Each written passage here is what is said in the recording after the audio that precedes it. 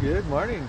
I have not been over here to the outlet of Otter Tail since they finished up with I guess they call it a fish ramp or a ramp project. They've redone the river as it leaves Otter Tail Lake, and I posted a couple videos during the process, but been kind of busy doing some other things and hadn't got back over here. So this morning, before it got any colder, I thought I'd come over and take a look, and it definitely looks much different.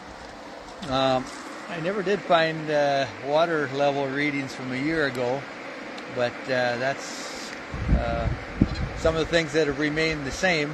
They left basically the whole dam structure from before.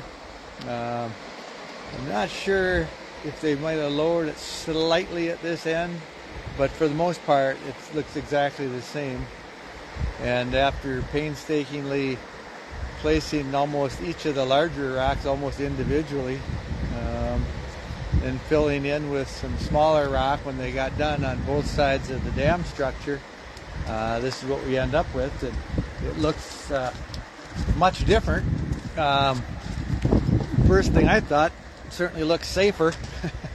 If someone happens to get in the river, no one's going to drown right here. I'm not sure if it'll kind of create a hole down a ways, or if it's slowed down enough that won't happen, but they filled in this bank kind of in the same manner. Obviously the fishing pier will be more of a sitting out in the sun reading pier. Won't be that's one, I guess, possible disadvantage if you like to fish there. Water depth is going to be minimal, and it's actually farther away, or the bank has actually been pushed out towards the river. So I think a lot of this, what reasoning behind this was to help different fish populations in their spawning process. So I guess in the big picture, I guess fishermen should be happy, but if you happen to be one of the people like to fish off the pier, it's kind of a bummer for that. But sometimes you got to take the good with the bad, or the bad with the good, however that goes. Still above freezing this morning.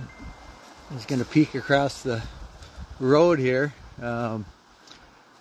Otter Tail Lake and Battle Lake, they both had lots of ice on, but a fair amount of open water in different spots on both of the larger lakes in the area.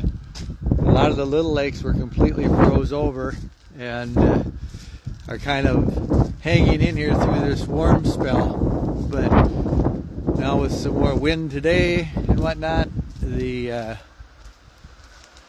ice is being eaten away. It didn't even get below freezing last night, which is always a bad sign if you're trying to encourage the making of ice, or at least not the melting of ice. I was sailing on Blanche Lake yesterday. There's plenty of safe ice over there, but that was kind of changing rapidly too. Ice was getting a little soft on the top where the water is standing and whatnot, so we'll have to see what lakes in the area the ice survives on. Good morning, Mike. Sean, can't wait to... Yeah, it'll be interesting to see what the fish look like, Sean, in the next year from the bridge. They got no deep water to hide in, so if they're coming through, you should be able to see them pretty easy. Yeah, they really did a lot of work on the banks on both sides, but as I'm looking over the edge of the standing on the roadway here, looking down to the dam, the top of the dam is scraped up a little bit where they were working with rocks around. But yeah, I guess I would say they didn't, from up here, it doesn't look like they changed the height other than the couple small scrapes they put on from the rocks and heavy equipment that was being used here.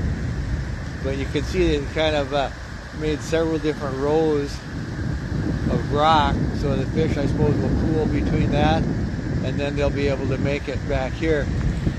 It looks like a strange thing here in the middle where the main water flows it looks like it's flowing around the edges, and I feel like getting something and dropping it here. It looks like the water is kind of flowing backwards back towards the lake right in the middle. Probably an optical illusion. But anyway, definitely a lot different. I guess it's a good thing. I guess we'll see. Like I say, the loss of the fishing area there on the little fishing platform is the only obvious thing that would be hard to say anything good about. But it's going to be interesting to see in the spring how things look and how things look downstream a little ways after this. But just a phenomenal amount of rocks that were hauled in here, all different shapes and sizes. And like you say, I was impressed how they kind of placed each rock, especially the big ones. You can kind of see to make a kind of a line, several of them across, and then the flow of the water sort of zigzags around through those to slow it down. So anyway, it's pretty warm out here this morning, but my hand's getting cold, so I'm about ready to wrap this up. But I just wanted to come over here myself and look at the finished product. And I know a few people had been kind of following the progress over here after they started working on it, and so I thought I'd give everybody a quick update. So, and Mike Miller says huge winds tonight and tomorrow means you're not coming to Sail Christina on Saturday. Yeah, Saturday's going to be too windy, almost too windy for hauling rocks. Definitely going to be too windy for sailing, I think.